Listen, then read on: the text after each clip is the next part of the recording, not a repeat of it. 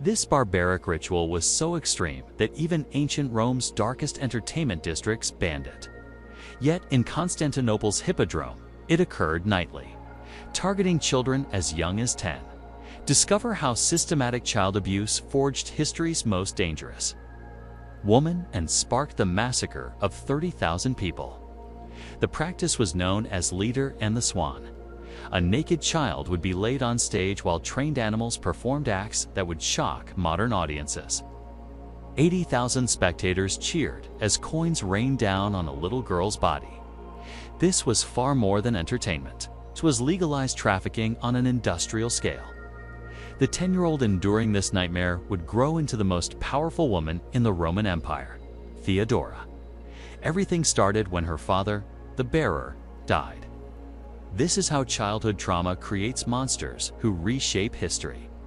When Theodora's father passed away, it triggered one of the most systematic child trafficking operations in ancient history. But to understand how the death of a single man could devastate an entire family, you need to know about the Byzantine political system that controlled every aspect of life. Constantinople in 504 CE was divided by two massive political factions, the Blues and the Greens. These weren't just sports teams. They were political parties controlling jobs, entertainment, and government positions. Every citizen belonged to one faction, and that allegiance determined the course of their entire life. Acacius, Theodora's father, held a key role in the Green faction as the official burkeeper, training massive brown bears for combat in the Hippodrome before 80,000 screaming spectators. When Acacius suddenly died, his family should have automatically inherited protection and employment. That was the law. But everything went catastrophically wrong. Asterius, the Green faction's dancing master, who oversaw entertainment positions, accepted a bribe. Instead of safeguarding Acacius's widow and 3 daughters, he handed the bearer position to another man entirely. With a single corrupt decision, he condemned 3 young girls to the most sophisticated child trafficking network of the ancient world. Theodora's mother faced an impossible choice: watch her daughters starve or hand them over to the brutal system that kept Constantinople's entertainment industry profitable. She chose survival, but the cost was unimaginable. To grasp the horror, know that even ancient Romans, who invented gladiator death matches, considered Byzantine circus entertainment too extreme for civilized society. What followed would today be considered organized child abuse. In a scene of calculated humiliation, Theodora's mother dressed her 3 daughters as supplicants with laurel wreaths and paraded them before 80,000 spectators in the Hippodrome. She was effectively advertising them for intimate services, pleading with the crowd to take pity on these children now available for the darkest demands of the entertainment industry. The Greens, responsible for this crisis through corruption, turned their backs completely. But the Blue showed mercy, offering work to the stepfather. This moment sealed Theodora's destiny and imprinted a lifelong lesson. She would never forget who abandoned her family and who offered compassion. By age 10, Theodora was performing the most degrading acts imaginable. Leda and the Swan became her specialty, lying naked on stage while trained geese picked barley seeds from her body. Thousands of men cheering and tossing coins at a child's naked flesh. Yet the theatrical perversion was only the beginning. The real horror unfolded behind the Hippodrome walls, where children as young as 8 were expected to provide intimate services to senators, merchants, and wealthy citizens. Byzantine law treated actresses and performers as equivalent to prostitutes. Physical submission wasn't just expected, it was legally enforced. Consider the psychological toll. A child who should be learning to read and write was instead discovering how men's carnal desires made them powerful, how pain could generate profit, and that her body was her only asset in a world that viewed her as disposable. But Theodora didn't merely survive, she studied. While other children broke under psychological torment, she analyzed the power dynamics. Each performance revealed how senators lost control and dignity over a child's body. She observed wealthy merchants become pathetic, desperate for their preferred entertainment. Every act became a masterclass in human weakness, intimate psychology, and the dark mechanics of desire. The Hippodrome became her university, and the curriculum was manipulation through physical exploitation. The beekeeper's death had created perfect conditions for producing history's most dangerous woman, someone who understood how to weaponize the very carnal appetites men assumed gave them power. And Theodora was about to graduate with deadly honors. For 6 years, Theodora endured the most barbaric practices in the ancient world. Yet, while other children were destroyed by systematic abuse, she learned how to destroy the men who believed they owned her. By 16, she was the Hippodrome's most sought-after performer, not just for her body, but for her intelligence. The same senators and merchants who had thrown coins at her naked 10-year-old body now paid top prices for private sessions. They thought they were buying a prostitute. They had no idea they were shaping their own executioner. Then came the opportunity that would turn victim into predator. Hesilas, the Syrian governor of Libya, visited Constantinople seeking entertainment. One of Rome's most powerful provincial governors, he controlled immense wealth and military forces. Seeing Theodora perform, he didn't just want her for a night, he wanted complete possession.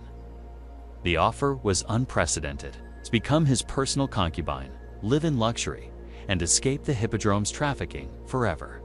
For a girl who had spent 6 years exploited by strangers, it seemed like salvation. In Libya, 56 CE, Theodora lived in Hesila's palace for nearly 4 years. But this wasn't mere luxury. It was her graduate education in intimate manipulation. Here she discovered that the barbaric practices she had endured could be wielded against the men who thought they controlled her. 100,000 people fill the Hippodrome, believing they are witnessing the birth of a new empire. Instead, they are walking into the ultimate revenge fantasy of a former trafficking victim. The same arena where she learned to manipulate crowds through spectacle will now become the site of history's most systematic massacre. The killing begins when the celebration reaches its peak. Imperial soldiers block every exit with grinding metal gates, then move through the crowd with methodical precision. Screams echo off stone walls as families are slaughtered where they stand, blood pooling in the sand that once absorbed the tears of exploited children. The irony is perfect and terrifying. The arena that taught her to perform for violent crowds now becomes the stage for her ultimate performance. The systematic execution of everyone who dared challenge her ascent to power through intimate manipulation. By the end of the day, silence replaces the screams. More than 30,000 corpses litter the arena floor. Not a single rebel survives.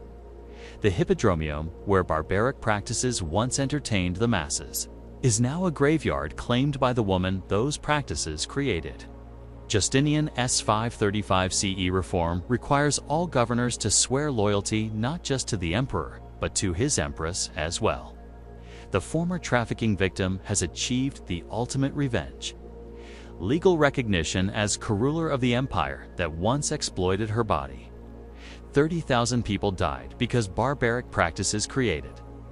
A woman who understood that survival demanded the complete destruction of anyone threatening her authority. And this is only the beginning of her reign of vengeance.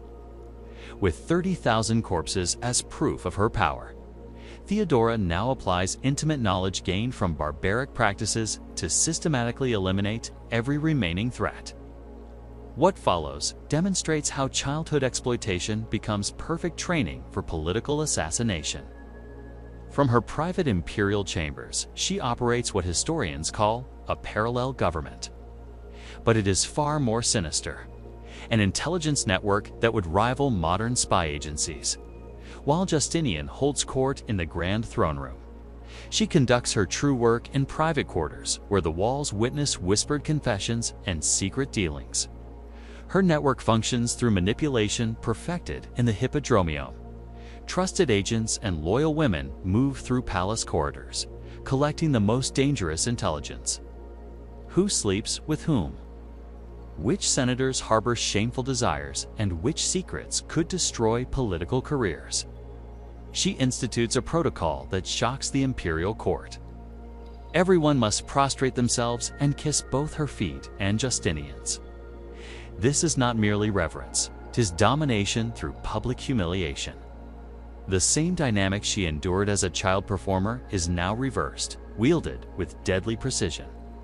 Now begins her masterpiece of political assassination. Target 1. Pope Silverius, 537 CE. When the Pope refuses to restore her religious ally, Theodora does not argue theology. Instead, she applies manipulation techniques honed during years of exploitation. Working through Belisarius and his wife Antonina, she fabricates treason charges designed to exploit the paranoia of powerful men. The Pope, accused of colluding with the Goths, dies in exile, eliminated by a woman who learned that men's fears make them vulnerable to any accusation. Yet this is only practice for her next target. Target 2. Queen Amalasa of the Ostrogoths, 535 CE. Here, jealousy becomes genocide. Amala sooner embodies everything Theodora fears: natural nobility, inherited power, and worst of all, she has been corresponding with Justinian about political alliances. Theodora recognizes the signs immediately. Late-night readings of letters, lingering over diplomatic phrasing that could be interpreted as romantic political discussions that resemble intellectual seduction. She sees Justinian falling under another woman's influence, using the same techniques once used on him. Her solution reveals the predator's mindset. If you cannot control them through intimacy, destroy them completely. Using Ambassador Peter the Syrian, she persuades King Theodad to eliminate his own cousin. The method is deliberately intimate. Imala is murdered while bathing vulnerability and physicality combined in the ultimate act of revenge. However, her masterstroke demonstrates how barbaric practices produce perfect killers. Target 3. John the Cappadocian, 541 CE, as Taurian prefect. He is the only man capable of rivaling her influence over Justinian. More dangerously, he is immune to ordinary manipulation because he understands it. So Theodora applies the psychological warfare she learned as an exploited child. For 6 months, she wages a campaign designed to break his mind in the same way her own was once tested in the Hippodrome. Every day, John receives disturbing gifts echoing the trauma techniques used on child performers. Wilted flowers symbolizing death, small daggers representing penetration. Paintings of execution methods reminiscent of the violence victims always fear. John begins to exhibit the same psychological symptoms she endured as a child. Sleeplessness, paranoia, jumping at shadows, sweating through normal interactions. She is recreating her own childhood trauma in the mind of her enemy. Then comes the trap that reveals her true genius. The Empress and Antonina form the deadliest alliance imaginable. Two women who understand exactly how manipulation can destroy men. They use John's own daughter as unwitting bait, arranging a fake conspiracy meeting where surveillance agents record every supposedly treasonous word. The fall is immediate and total, reducing John from a position of imperial power to begging in the streets of Egypt. This is how a woman trained in barbaric practices eliminates her enemies, by recognizing that every man's mind can be broken in the same way hers once was, albeit with different techniques. These assassinations reveal her greatest achievement, transforming victimhood into predation. She is not merely eliminating rivals. She is using the knowledge gained from exploitation to reshape an empire where manipulation becomes the central tool of governance. The former trafficking victim has become the ultimate predator, and this is just the beginning. The barbaric practices that created history's deadliest woman continue to influence the world even today.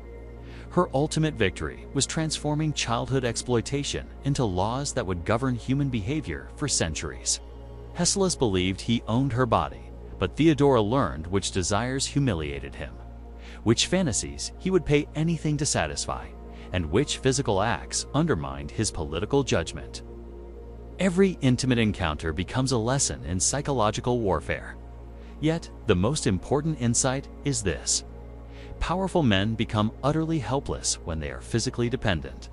Huckabilis, a commander of armies and governor of provinces, turns into a pathetic, desperate figure whenever she controls his access to pleasure. The same dynamic she witnessed as a child.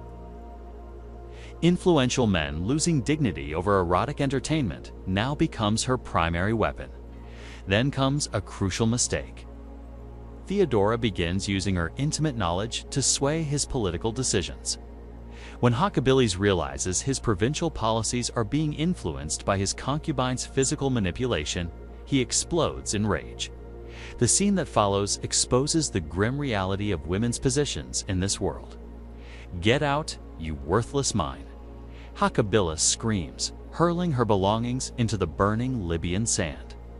She stands alone in the desert heat, sweat beading on her skin, the bitter taste of dust and humiliation filling her mouth. After 4 years of luxury, she is cast back into trafficking with nothing. Yet, this betrayal becomes her most valuable education. The journey back to Constantinople transforms her into history's deadliest intimate predator. Ship by ship across the Mediterranean, she sells her body to survive.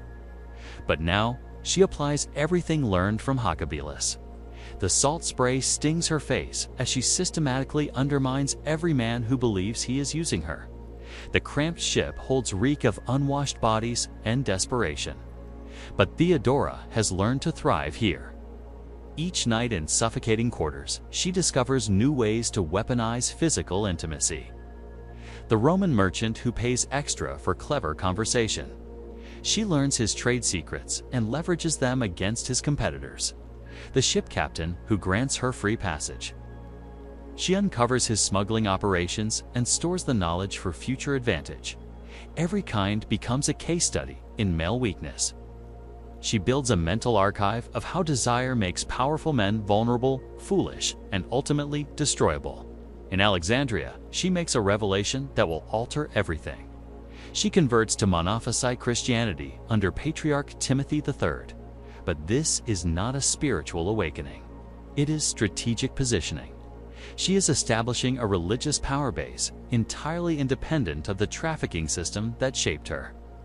More importantly, in Antioch, she meets Macedonia, a blues faction performer who has been sending intelligence back to Constantinople. Macedonia reveals that a 40-year-old prince named Justinian has been asking pointed questions about the former circus girl who survived Libya. What Theodora doesn't yet realize is that her reputation has preceded her. Tales of a woman who can manipulate provincial governors, who survived abandonment and turned it into strength, and who understands the dark psychology of powerful men better than they understand themselves. As her ship nears Constantinople's harbor, she glimpses the golden domes of the city that once cast her out as a child. But she is no longer the same girl who left. The barbaric practices meant to destroy her have instead created the most dangerous woman in the Roman Empire.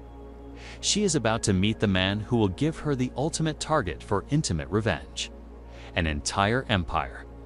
What follows proves that the cruelest practices can be transformed into lethal political weapons. Theodora is ready to use everything learned from systematic exploitation to seduce, manipulate, and ultimately control the future emperor of Rome. Constantinople, 522 CE. When 40-year-old Prince Justinian first sees Theodora at an elite court gathering, he believes he is looking at merely another beautiful former performer. He has no idea that he is staring at a woman who has spent 16 years mastering how to destroy powerful men. The seduction begins immediately, but this is no ordinary attraction. This is intimate warfare honed through years of barbaric practice. Theodora deploys every technique learned from her exploitation. She analyzes Justinian's carnal preferences with the same cold scrutiny she once applied to Hippodrome clients. She discovers his weakness for intelligent conversation during private moments, a vulnerability she learned to exploit with Roman merchants on those Mediterranean voyages. She identifies his need for emotional connection, the same dependence that once made Huckabilis physically subservient. The the shocking truth she hides from Justinian during those desperate nights in Alexandria. She learned more than religious conversion. She learned to use her body not merely for survival, but to completely dominate men's minds. Justinian is about to become her greatest experiment in intimate manipulation. The psychological dynamic is terrifying. Justinian believes he is choosing to marry this extraordinary woman. But Theodora is systematically programming his physical obsession. Every private moment is calculated to deepen his dependence. Every intimate encounter is designed to weaken his political judgment. When Justinian announces his intention to marry her, the court erupts in scandal. Senators cannot believe the heir to the Byzantine throne would wed a woman who once performed degrading acts for entertainment. Yet this scandal reveals the brilliance of Theodora's strategy. She is not merely seducing Justinian. She is forcing him to choose between political propriety and carnal obsession. And physical addiction always wins. The legal barriers seem insurmountable. Constantine's ancient laws specifically forbid senators from marrying actresses. Once an actress, always an actress. The law permanently enforces erotic entertainers' separation from political power. But the true obstacle is personal. Empress Euphemia stands between Theodora and ultimate authority like an immovable wall. She herself rose from slavery to the highest position a woman could attain. But Euphemia sees exactly what Theodora represents: intimate manipulation weaponized for political conquest. "I climbed from slavery," Euphemia declares before the court, finger pointed accusingly at Theodora. "But I was never a prostitute." The confrontation crackles with tension. Former slave versus former trafficking victim, fighting over who deserves to rule an empire. Euphemia understands the danger perfectly. She is not merely opposing a marriage. She is attempting to prevent a woman trained in barbaric practices from gaining imperial power. She blocks every legal reform, uses her influence to halt marriage discussions, and forbids Theodora from attending court functions. Then, on a cold night in 523 CE, Empress Euphemia dies mysteriously in her sleep. No warning signs, no illness, no witnesses, just a sudden death that removes the only person capable of stopping Theodora's intimate conquest of the empire. The timing is suspicious. Within hours of Euphemia's death, Emperor Justin begins drafting new legislation tailored specifically to allow Theodora's marriage. The law is so precise, it might as well have her name inscribed upon it. The terrifying reality Theodora had learned about poisons during her years of trafficking. The experienced women who survived the system taught her which herbs could incapacitate dangerous clients, which toxins left no trace, and which methods mimicked natural death. The sudden removal of the sole obstacle to her marriage is not coincidence. It is the application of knowledge gained through years of abuse. 525 CE Hagia Sophia. The wedding ceremony represents the ultimate triumph of intimate manipulation over political authority. Every step Theodora takes down the marble aisle is carefully orchestrated theater. The same girl who once performed naked for coins now dons imperial purple silk. Yet her mastery of performance remains unchanged. This is not merely a wedding. It is the coronation of systematic exploitation. The child who endured barbaric practices in the Hippodrome has now used those same techniques to seduce an emperor, eliminate her primary rival, and position herself as co-ruler of the Roman Empire. But Theodora's intimate manipulation has produced something even more dangerous than a powerful marriage. Partnership founded on physical obsession, where political decisions are influenced by carnal control and where the brutal practices of her past become the governing philosophy of an empire.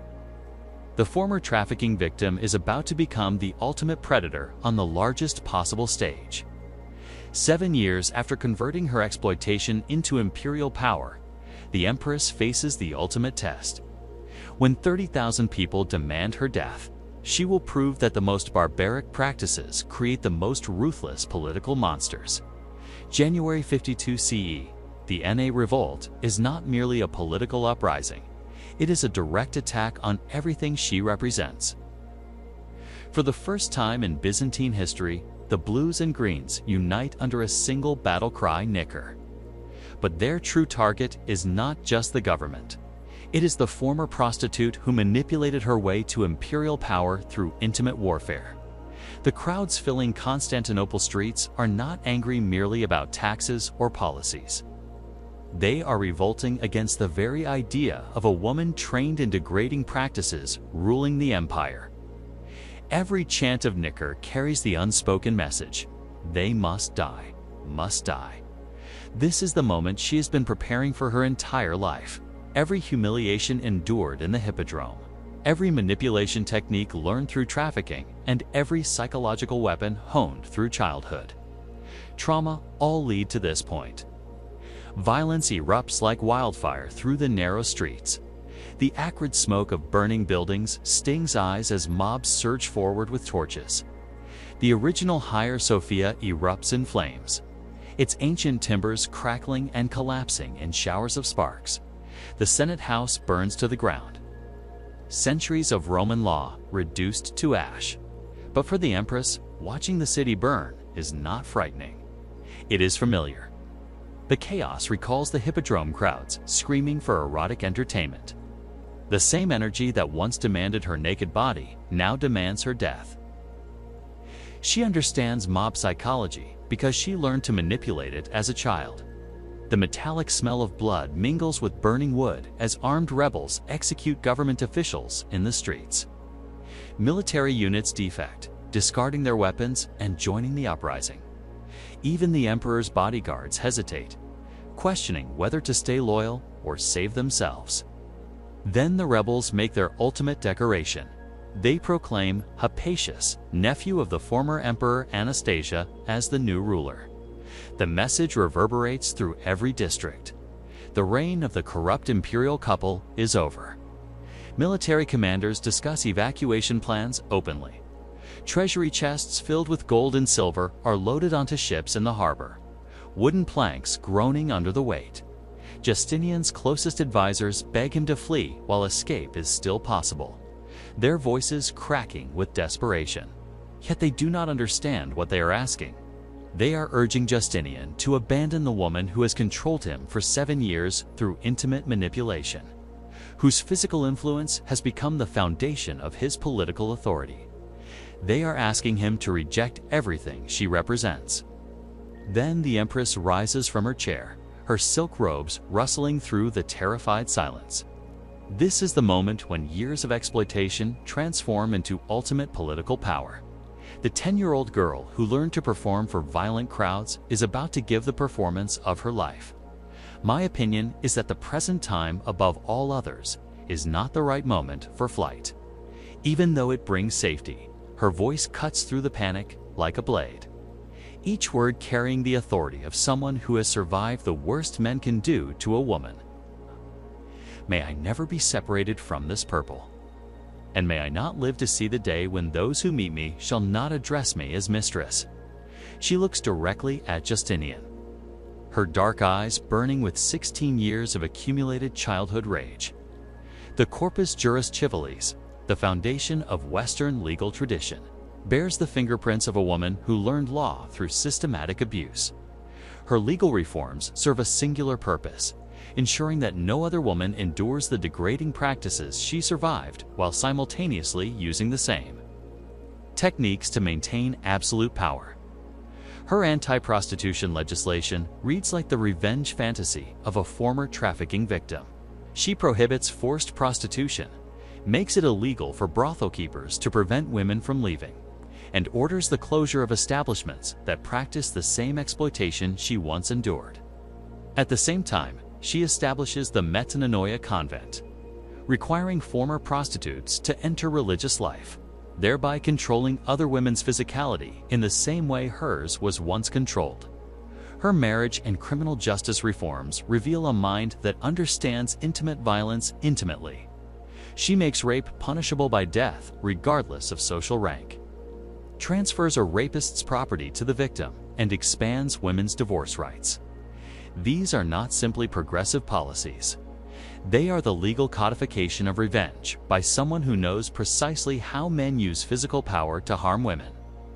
Most revealing of all, her succession control operates through manipulation of family structures. She orchestrates marriages across the court, punishes those who resist her politics, and ensures that her conquest of Justinian translates into dynastic control for generations. June 28, 548 CE, when the empress dies at 48. Likely of cancer, the political impact reveals the true extent of her manipulation. Justinian falls into complete psychological collapse, never remarries, and rules ineffectively for 17 more years. The man she controlled for decades cannot function without the woman who weaponized intimacy to consolidate political power. Most tellingly, little significant legislation emerges after her death. The legal genius of their partnership dies with the woman who mastered the art of turning manipulation into governmental control. Archaeological evidence from the San Vatitali mosaics shows her depicted larger than other figures, wearing a cloak, embroidered with the three kings bringing gifts to Christ. She positions herself as equal to biblical royalty, the ultimate transformation from trafficking victim to divine authority. Today, tourists take selfies in the Hippodrome, where 10-year-old Theodora once performed degrading acts for coins, the same arena where she later ordered the deaths of 30,000 people. From exploited child to the most powerful woman in history, she proved that the most brutal practices can create the deadliest political monsters, but was transforming victimhood into predation worth 30,000 lives. The girl who learned manipulation through childhood exploitation ended up manipulating an entire empire. Her story proves that barbaric practices don't just destroy victims, they can create destroyers. Subscribe to discover more stories of how childhood trauma shapes